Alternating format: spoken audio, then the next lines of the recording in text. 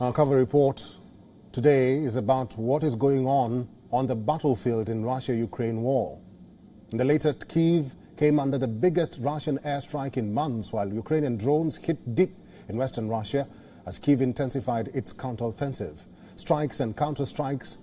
Russia and Ukraine war is entering a phase of no return. Both the countries are on the front foot, with none willing to back down. Ukraine's counteroffensive is gaining momentum, while many thought Abrams and Leopard tanks would have a greater role to play.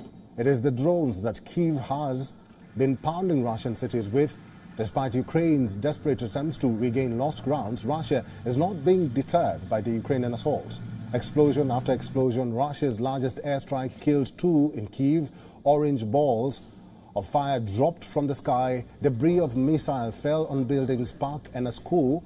2 people were killed in the attack.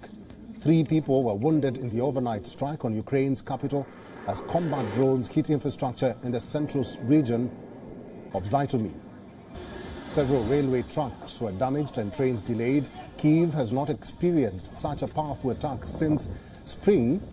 Ukrainian forces claim they shot down all 28 incoming missiles. 15 of the 16 drones were also intercepted, which targeted the Black Sea region of Odessa. The strikes come at a time when Kyiv is pushing with all its might to turn the tables. Ukraine is willing to strike deep within Russia. Its drones struck targets in at least 6 regions in Russia. Kyiv says it hit an airfield, destroying military transport planes. In Pskov, more than 600 kilometers from Ukraine, a huge fire erupted at a military airfield. At least 4 giant Il-76 transport planes were damaged. 2 planes burst into flames. Russia says attacks on targeted. That is, Russia says the attacks targeted at least 6 regions. Moscow had warned that attacks would not go unpunished. Moscow also says its aircraft destroyed 4 Ukrainian boats carrying up to 50 paratroopers on the Black Sea. Moscow says it repelled Ukrainian offensive in Kupiansk, Krasny Liman and Donetsk. Several hostile drones have reached Moscow and other Russian regions in recent months. But what is noteworthy here is that Kremlin says the drones could not have reached so far into Russian territory without Western help. So will more parties get involved in the war which has already taken over 500,000 lives and is the bloodiest since the Vietnam War?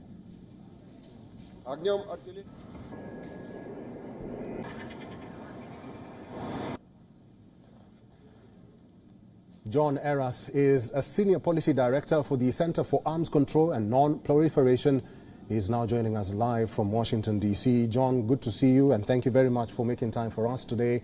How would you describe this phase or juncture of the conflict, which is full of accusations from both sides? I think it's important to keep in mind what is going on behind the scenes. Clearly, as you have said, there are these attacks going on both sides with drones and air power that are targeting cities and other places in both countries. You're seeing this for the first time in terms of Ukrainian attacks on Russian targets. Now, Russia is a very big country. They have millions of people, a huge land area, so 20 or 30 drone strikes is not going to make a military difference.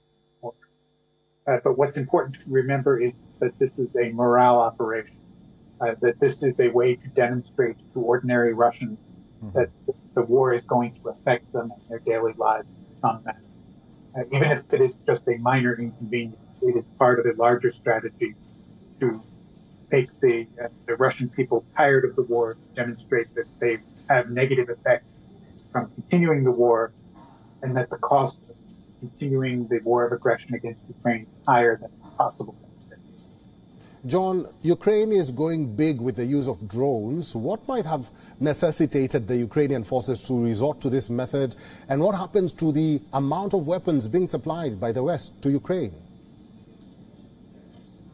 There are certainly some drones that have been supplied to Ukraine by Western countries, but according to what I have read, most of what is being used in attacks on Russia are indigenously produced.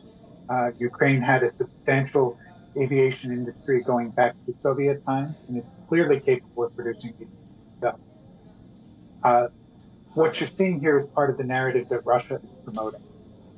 Russia, from the beginning, has declared the government in Ukraine to be illegitimate. Putin himself has said on many occasions that Ukraine is not even a real country.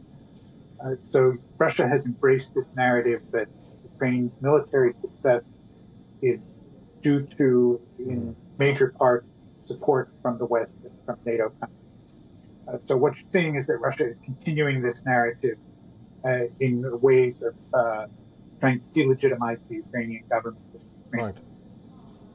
John, Russia says the attacks on their land would not go unpunished. What kind of tactics would Russia now use to, avenge? It's what Russia has been doing already, attacks on Ukrainian cities and Ukrainian infrastructure. This is something that started on the first day of the current conflict back in February of last year, and it continues to today.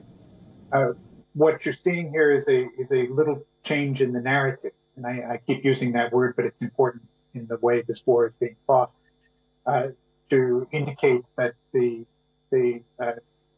minor attacks by Ukrainian drones on Russia somehow justify or legitimize attacks on civilians in Ukraine, which have been ongoing and are happening anyway, but now there's more of a pseudo-legal justification for it. John, finally, and I want your brief response to this one, how would you gauge Ukraine's counteroffensive this far? I think it still is rather early to make a full evaluation. Clearly, they have not had the success that was hoped for, but they do seem to be gaining some ground.